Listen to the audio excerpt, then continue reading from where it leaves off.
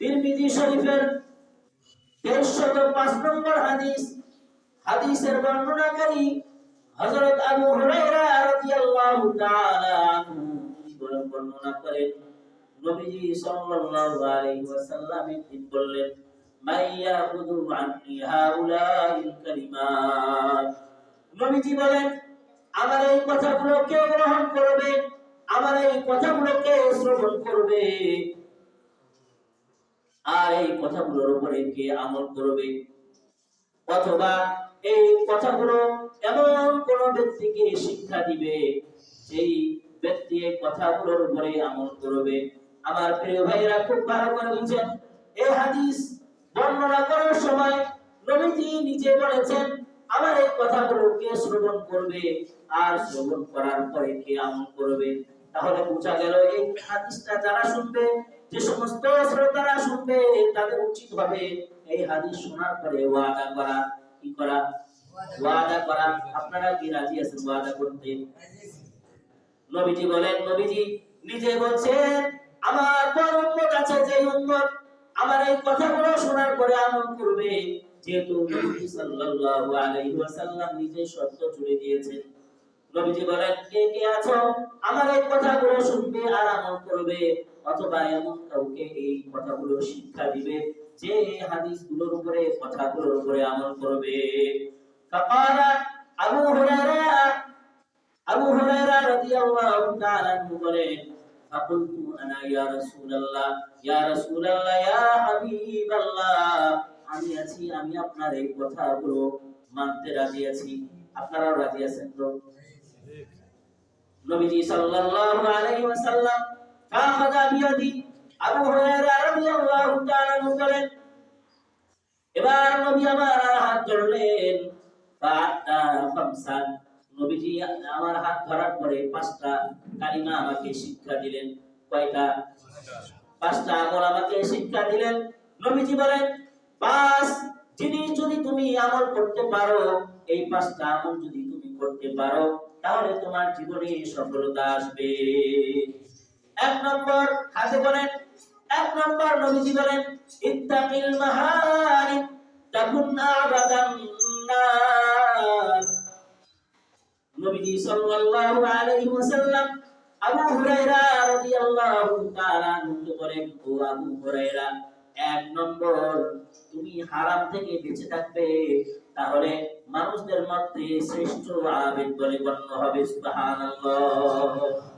হারাম থেকে বেঁচে থাকবে, সুদ থেকে বেঁচে থাকবে, ঘুষ থেকে বেঁচে থাকবে, জুলুম অন্যায় থেকে বেঁচে থাকবে, চাঁদাবাজি থেকে বিরত থাকবে, অন্যের উপরে জুলুম করা থেকে বিরত থাকবে, অন্যের হক কখনোই নষ্ট করবে না। মনে হবে যে খুব সহজ কথা, কিন্তু খুব গভীরভাবে বুঝবেন। যত হারাম কাজ আছে, সকল হারাম কাজ থেকে কোন বান্দা যদি বেঁচে থাকতে পারে, তাহলে আল্লাহর নবী বলেছেন, তাকুন আবাদান নাস, মানুষদের মধ্যে ওই ব্যক্তি শ্রেষ্ঠ আবেদ বলে গণ্য হবে। আওয়াজ দিয়ে বলি সুবহানাল্লাহ। এজন্যই উলামায়ে কেরাম বলেন, বুজুর্গ হওয়ার জন্য সবথেকে বড় শর্ত হলো, বুজুর্গ হওয়ার জন্য, আল্লাহর ওলি হওয়ার জন্য সবথেকে বড় শর্ত হলো হারাম ছেড়ে দেওয়া। কি ছেড়ে দেওয়া? হারাম ছেড়ে দেওয়া। চোখের জন্য হারাম হলো পরনারীর দিকে তাকানো, গুনাহের দিকে তাকানো, গুনাহের কাজ দেখা, এটা হলো চোখের জন্য হারাম। আমরা মনে করি বড় পীর আব্দুল কাদের জিলানী ছিলেন, এই যে বড় পীর শব্দ ব্যবহার করলাম, কিভাবে তারা বড় হলেন? এক নম্বর, তাদের বড় সিফাত ছিল, বড় গুণ ছিল, তারা হারাম কাজ থেকে নিজেদেরকে সরিয়ে রেখেছে। বাইজিদ বুস্তামি বলেন, রংপুরের কারামত আলী জনপুরি রহমাতুল্লাহি আলাইহি বলেন, যত ধরনের বড় বড় বুজুর্গ আছে, হযরত আনোয়ার শাহ কাশ্মীরি বলেন, হাজী ইমদাদুল্লাহ মহাজির মক্কি বলেন, হাফিজি হুজুর রহমাতুল্লাহি আলাইহি বলেন, মুফতি আমিনী রহমাতুল্লাহি আলাইহি বলেন, মুফতি আমিনী রহমাতুল্লাহি আলাইহি বলেন, আল্লামা শাহ আহমদ শফি রহমাতুল্লাহি আলাইহি বলেন, জুনাইদ বাবুনগরী রহমাতুল্লাহি আলাইহি বলেন, শাইখুল হাদিস আল্লামা আজিজুল হক রহমাতুল্লাহি আলাইহি বলেন, এই ধরনের যত যত বড় বুজুর্গ রয়েছে, চার খলিফা বলেন, এরপরে চার ইমামের মুস্তাহিদ যারা ইমাম ছিলেন, ইমাম আবু হানিফা রাহমাতুল্লাহি আলাইহি সহ যত বড় বড় কিবারে উলামা ছিলেন, মুস্তাহিদিন যারা ছিলেন, যারা মুফাসসিরিন ছিলেন, যত ধরনের বড় বড় বুজুর্গরা আছে, সকলের সব থেকে বড় বুজুর্গের আলামত হলো ইত্তাকিল মাহারিম, তারা কবিরা গুনাহকে ছেড়ে দিয়েছে। আওয়াজ দিয়ে বলি সুবহানাল্লাহ। এজন্য বড় বুজুর্গ হতে চান, হারাম ছেড়ে দেন। আল্লাহর ওলি হতে চান, হারাম ছেড়ে দেন। আল্লাহর নবী বলেন ইত্তাকুল মাহারিম তাকুনু আবাদান নাস। ও আমার উম্মত, তুমি যদি বুজুর্গ হতে চাও, আল্লাহর ওলি হতে চাও, এই হারাম জিনিস ছেড়ে দাও, মানুষদের মধ্যে তুমি শ্রেষ্ঠ আবেদ হয়ে যাবা। দ্বিতীয় নম্বর, ওয়ারদা বিমা কাসাবাল্লাহু লাক তাকুন আগনান নাস। খুব ভালো করে বুঝবেন, আল্লাহর নবী বলেন, ও আবু হুরায়রা, ও আমার উম্মতেরা, তোমরা ভালো করে শুনে নাও, আল্লাহ তোমাদের জন্য যা বরাদ্দ দিয়েছেন, এটার উপরে তুমি যদি সন্তুষ্ট থাকো, এটাকে তুমি যদি মেনে নাও, তাহলে তুমি মানুষদের মধ্যে নিজেকে স্বনির্ভর বলে গণ্য হতে পারবা। আল্লাহ তোমার ইনকাম দিয়েছেন 20,000 টাকা, আল্লাহ তোমার ইনকাম দিয়েছেন 10,000 টাকা, এটার মধ্যে যদি সন্তুষ্ট থাকো, এই হালাল ইনকামের উপরে তুমি যদি রাজি থাকো, আল্লাহর নবী বলেন, তাহলে তুমি মানুষদের মধ্যে সবথেকে সুখী বান্দা। সুবহানাল্লাহ। অন্যের দিকে তাকায়ও না। একজন 5 তলা বিল্ডিং করেছে, একজন 50,000 টাকা কামাই করে, একজন 50 লাখ টাকা কামাই করে, 50 কোটি টাকা কামাই করে। ও আমার প্রিয় ভাইরা, খুব ভালো করে শুনেন, তাদের খোঁজ নিয়ে দেখেন, যারা 50,000 1 লাখ টাকা 1.5 লাখ টাকা মাসে কামাই করে, মাস শেষে গিয়ে দেখা যায় ওই ব্যক্তির দোকানের মধ্যে আরো 15 থেকে 20,000 টাকা বাকি আছে, ঠিক না? কিন্তু আল্লাহ পাক আপনাকে সন্তুষ্টি দিয়েছেন, হালাল যতটুকু কামাই করবেন এটার উপরে আপনি সন্তুষ্ট থাকেন। আল্লাহর নবী বলেন, ও বান্দা, ও আমার উম্মত, শুনে নাও, তাহলে মানুষদের মধ্যে তুমি নিজেকে সবথেকে স্বনির্ভর মানুষ হিসাবে মানুষের কাছে তুমি দাঁড় করাতে পারবা। এজন্য হালাল কামাই, এটাই হলো সন্তুষ্টির লক্ষণ, এটা হলো সবথেকে সুখের মূল। হারাম যখন আপনি হারামের মধ্যে যাবেন, হাজার কামাই করে কখনোই সংসারের মধ্যে শান্তি আসবে না। দ্বিতীয় নম্বর, হালাল কামাই করেন, আল্লাহ যতটুকু রিজিক বরাদ্দ রেখেছেন এর উপরে সন্তুষ্ট থাকলে স্বনির্ভর বান্দা হওয়া যায়। 3 নম্বর, নবীজি সাল্লাল্লাহু আলাইহি ওয়াসাল্লাম বলেন, ওয়া আহসিন ইলা জারিক তাকুন মুমিনা। ও আমার উম্মত, হে আবু হুরায়রা, তোমার প্রতিবেশীর সাথে উত্তম আচরণ করো, ভালো ব্যবহার করো, তাহলে তুমি মুমিন হয়ে যাবা। তাহলে মুমিন হওয়ার জন্য কি শর্ত? আওয়াজ দিয়ে বলেন, কি শর্ত? প্রতিবেশীর সাথে ভালো ব্যবহার করা শর্ত।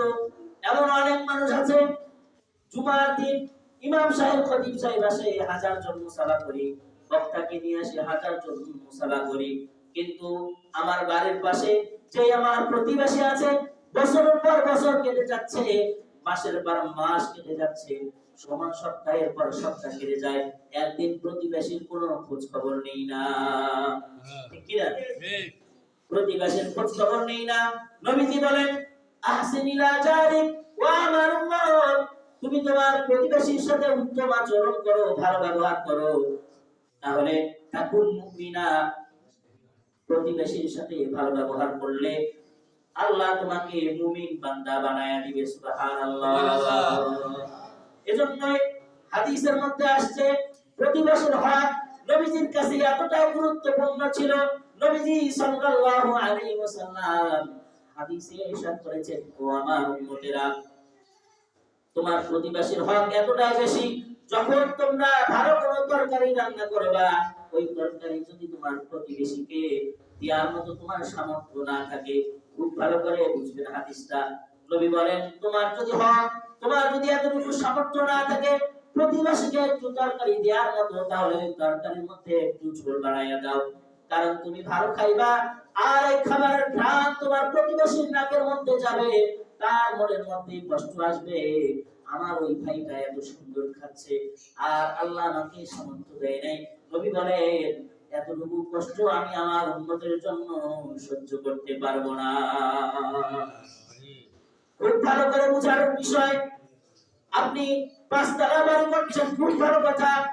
বাড়ি করার আগে আপনার প্রতিবেশীর সাথে পরামর্শ করেন, বলেন ভাই আমি যদি এই বাড়িটা করি, হতে পারে আমার বাড়ির কারণে, আমি এই বাড়ি করার কারণে তোমার বাড়িতে বাতাস না আসতে পারে। তুমি মনের মধ্যে কষ্ট নিও না। প্রতিবেশীর সাথে যদি এইভাবে পরামর্শ করতে পারে, তার মনের ভিতরে কোনো ব্যথা লাগবে না। সে মনে মনে ভাববে আল্লাহ আমাকে সামর্থ্য দেয় না, এজন্য আমি বাড়ি করতে পারি নাই। কিন্তু আমার বাড়ির পাশে যে ধনী ব্যক্তির বাড়ি, এই ব্যক্তি আমার সাথে পরামর্শ করলেন, এই ব্যক্তির মন থেকে যে দোয়া আসবে, এই দোয়ার কারণে আল্লাহ তাআলা ওই বিল্ডিং বাড়িতে আপনাকে শান্তিতে রাখতে পারে। ঠিক কি না? এজন্য প্রিয় ভাইরা, সর্ব অবস্থায় প্রতিবেশীর খেয়াল রাখা চাই। আল্লাহর নবী বলেন আহসিন ইলা জারিক, তুমি তোমার প্রতিবেশীর সাথে ভালো ব্যবহার করো, উত্তম আচরণ করো, তাকুন মুমিনা, তাহলে তুমি একজন মুমিন, খাঁটি মুমিন বান্দা হতে পারবা। এটা হলো মুমিন হওয়ার কথা। মুসলমান তো হতে চাই, ঠিক কি না? মুসলমান হতে চাই না? সকলে বলে এক নম্বর, আল্লাহর নবী বলেন প্রতিবেশীর সাথে তুমি ভালো ব্যবহার করো, উত্তম আচরণ করো, তাহলে তুমি মুমিন বান্দা হবা।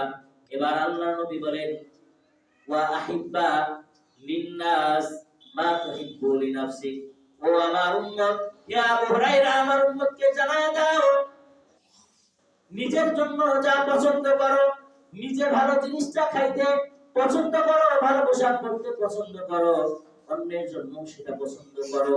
এমন যদি তোমার দিলের মধ্যে আসে যে আমি ভালো আছি, আমার প্রতিবেশী ভালো থাকুক, আমার পাড়া মহল্লাবাসী সকলেই ভালো থাকুক, আমি নিজে ধনাঢ্যবান, আমার আল্লাহ আমাকে সম্পদ দিয়েছে, আমি চাকরিজীবী, আমি ব্যবসায়ী, আমার যারা আশপাশের লোক আছে তারাও ভালো থাকুক, এই এতটুকু চাওয়া কোন বান্দার দিলের ভিতরে যদি এসে যায়, আল্লাহর নবী বলেন তাকুন মুসলিমা, এই এমন এতটুকু কোন বান্দার দিলে আসার কারণে ওই ব্যক্তি মুসলমান হয়ে যায়। সুবহানাল্লাহ।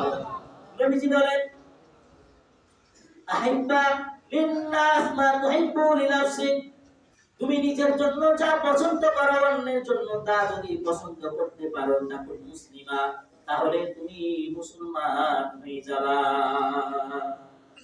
৫ নম্বর, নবীজি সাল্লাল্লাহু আলাইহি ওয়াসাল্লাম বলেন ওয়ালা তুকসিরিজ যিহকা ফাইন্না কাসরাতিজ যাহিকি তুমিতুল কলবা, নবীজি বলেন ও আমার উম্মত, হাসবা না, বেশি বেশি হাসবা না, হাসা কমায় দাও, কারণ আল্লাহ কোরআনে বলেন ফাল্যাযহাকু কালীলান ওয়া ইয়াবকু কাসীরা, আল্লাহ তাআলা বলেন ও আমার বান্দারা তোমরা কম কম করে হাসো আর বেশি বেশি করে কাঁদো। নবী আমার বলেন লা তুকসিরিজ যিহকা, বেশি বেশি হাসিও না, ফাইন্না কাসরাতাজ যাহিকি তুমিতুল কলবা, ওয়া আমার উম্মত বেশি বেশি হাসিও না, কম হাসো, বেশি বেশি করে কাঁদো, কারণ ফাইন্না কাসরাতাজ যাহিকি তুমিতুল কলবা, বেশি হাসার কারণে আল্লাহ তাআলা বান্দার যে হৃদয় দিয়েছেন, এই হৃদয় বেশি হাসার কারণে হৃদয়টা মরে যায়। নাউজুবিল্লাহ।